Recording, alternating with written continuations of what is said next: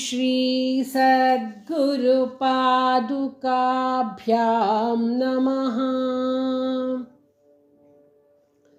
ಎಲ್ರಿಗೂ ನಮಸ್ಕಾರ. ಸೌಂದರ್ಯ ಲಹರಿಯ 23ನೇ ಶ್ಲೋಕವನ್ನು ಅರ್ಥಾನುಸಂಧಾನ ಮಾಡೋಣ. ತ್ವಯಾ ಹೃತ್ವಾ ವಾಮಂ ವಪುರ ಪರಿತೃಪ್ತೇನ ಮನಸಾ ಶರೀರಾರ್ಧಂ ಶಂಭೋರ್ ಅಪರಮಪಿ ಶಂಕೆ ಹೃತಮಭೂತ್. ಯದೇತತ್ತ್ವದ್ರೂಪಂ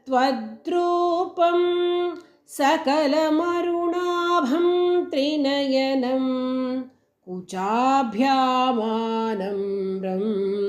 ಕುಟಿಲಶಶಿಚೂಡಾಲಮಕುಟಂ.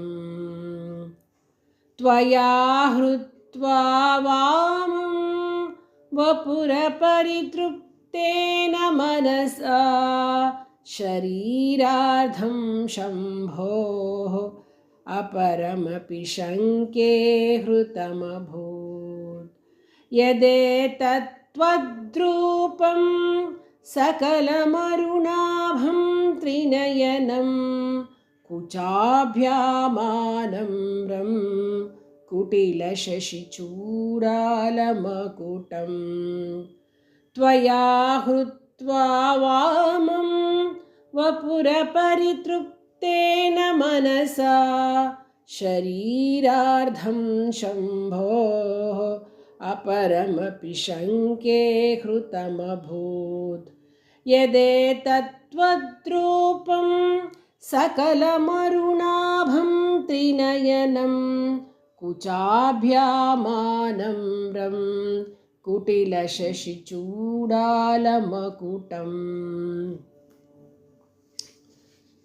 ಈ ಶ್ಲೋಕದಲ್ಲಿ ಶಿವತತ್ವ ಹಾಗೂ ಶಕ್ತಿತತ್ವದ ಐಕ್ಯತೆಯ ಬಗ್ಗೆ ಶಂಕರರು ತಿಳಿಸಿದ್ದಾರೆ. ಸ್ತೋತ್ರ ಲಕ್ಷಣ ಬಂದು ಸಿದ್ಧಾಂತ. ಏನು ಈ ಶ್ಲೋಕ ಅರ್ಥ ಅಂತಂದರೆ, ತ್ವಯಾ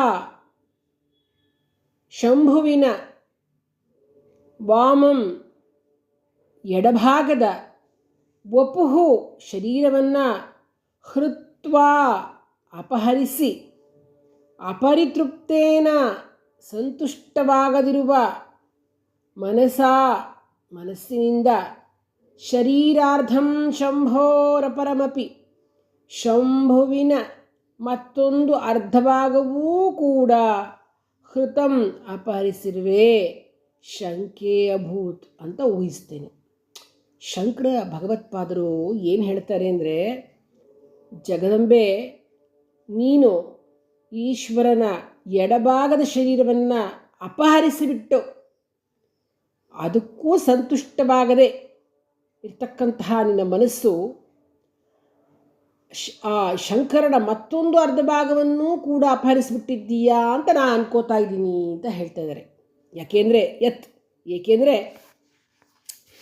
ಏತತ್ ಹೃದಯ ಕಮಲದೊಳಗೆ ಪ್ರಕಾಶಿಸುತ್ತಿರ್ತಕ್ಕಂತಹ ಈ ತ್ವದ್ರೂಪಂ ನಿನ್ನ ಶರೀರವು, ಸಕಲಂ ಅಂದರೆ ಎಡ ಮತ್ತು ಬಲಭಾಗಗಳು ಎರಡರ ರೂಪವಾಗಿ, ಅರುಣಾಭಂ ಪ್ರಾತಃ ಕಾಲದ ಸೂರ್ಯನ ಕಾಂತಿಯುಳ್ಳ, ತ್ರಿನಯನಂ ಮೂರು ಕಣ್ಣುಗಳಿಂದ ಕೂಡಿರ್ತಕ್ಕಂತಹ, ಕುಚಾಭ್ಯಾಮಾನಮ್ರಂ ಕುಚದ್ವಯಗಳಿಂದಾಗಿ ಸ್ವಲ್ಪ ಬಾಗಿರ್ತಕ್ಕಂತಹ, ಕುಟಿಲ ಶಶಿ ಚೂಡಾಲಮಕುಟಂ ಚಂದ್ರಕಲೆಯನ್ನೇ ಚೂಡಾಮಣಿಯನ್ನಾಗಿ ಹೊಂದಿರುವ ಕಿರೀಟವನ್ನು ಉಳ್ಳದ್ದಾಗಿದೆ.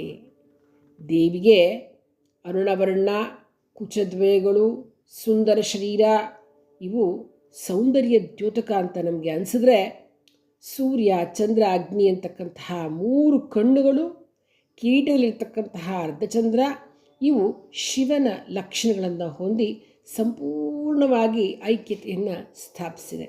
ನೋಡಿ ಇಲ್ಲಿ ಅಂದರೆ ಆ ದೇವಿಯ ಕೆಂಪು ಬಣ್ಣ, ಅರುಣವರ್ಣ ಕೆಂಪು ಅಂದರೆ ಒಂಥರ ತಿಳಿಗೆಂಪು ಬಣ್ಣ, ಕುಚದ್ವಯಗಳು, ಸುಂದರವಾದ ಅದ್ಭುತ ಸೌಂದರ್ಯವುಳ್ಳ ಶರೀರ ಅಮ್ಮನವರದಾದರೆ, ಸೂರ್ಯ ಚಂದ್ರ ಅಗ್ನಿ ಅಂತಕ್ಕಂತಹ ಮೂರು ಕಣ್ಣುಗಳು, ಮತ್ತು ಕಿರೀಟದಲ್ಲಿರ್ತಕ್ಕಂತಹ ಅರ್ಧಚಂದ್ರ ಇದು ಶಿವನ ಲಕ್ಷಣಗಳನ್ನು ತೋರಿಸುತ್ತೆ. ಹೀಗಾಗಿ ದೇವಿಯಲ್ಲಿ ಸಂಪೂರ್ಣವಾಗಿ ಐಕ್ಯತೆ ಸ್ಥಾಪಿಸಿದೆ. ಇದನ್ನೇ ಅಭೇದ ಜ್ಞಾನ ಅಂತಕ್ಕಂಥದ್ದು ಹೇಳೋದು. ಏಕತ್ವಂ ಅನುಪಶ್ಯತಃ ಭಗವತ್ಪಾದರು ದೇವಿಯ ಸಾಯುಜ್ಯ ಮಹಿಮೆಯನ್ನು ಹೇಳ್ತಾ ಸೌಂದರ್ಯ ಲಹರಿಯ 23ನೇ ಪುಷ್ಪವನ್ನು ಅಮ್ಮನವರಿಗೆ ಸಮರ್ಪಿಸ್ತಾ ಇದ್ದಾರೆ. ನೋಡಿ ಎಷ್ಟು ಚೆನ್ನಾಗಿದೆ. ಒಂದು ಸ್ತೋತ್ರದಲ್ಲಿ ಅವಳ ಸೌಂದರ್ಯವನ್ನು ವರ್ಣಿಸಿ ಅವಳ ಸೌಂದರ್ಯದಲ್ಲಿ ಇರ್ತಕ್ಕಂತಹ ಒಂದಿಷ್ಟು ಅಂಶಗಳು ಶಿವನ ಪ್ರತೀಕವಾಗಿದ್ದು ಶಿವೆಯರ ಸಂಗಮ ಅಂತಕ್ಕಂಥದ್ದನ್ನು ಈ ಶ್ಲೋಕದಲ್ಲಿ ಪ್ರಸ್ತುತಪಡಿಸ್ತಾ ಇದ್ದಾರೆ. ಈ ಒಂದು ಸ್ತೋತ್ರವನ್ನು ಹೇಳ್ಕೊಳ್ಳೋದ್ರಿಂದ ಎಲ್ಲ ಆಪತ್ತುಗಳು ನಿವಾರಣೆಯಾಗುತ್ತೆ, ರೋಗ ನಿವೃತ್ತಿಯಾಗುತ್ತೆ, ಸಂಪತ್ತು ಪ್ರಾಪ್ತಿಯಾಗುತ್ತೆ. ಮುಖ್ಯವಾಗಿ ಹೇಳಬೇಕು ಅಂದರೆ ಯಾರಾದರೂ ಸಾಲ ಮಾಡಿದರೆ ಆ ಸಾಲ ಪರಿಹಾರ, ಋಣ ಪರಿಹಾರವಾಗ್ತಕ್ಕಂತಹ ಶ್ಲೋಕ ಇದು. ಜಗದಂಬಾರ್ಪಣಮಸ್ತು.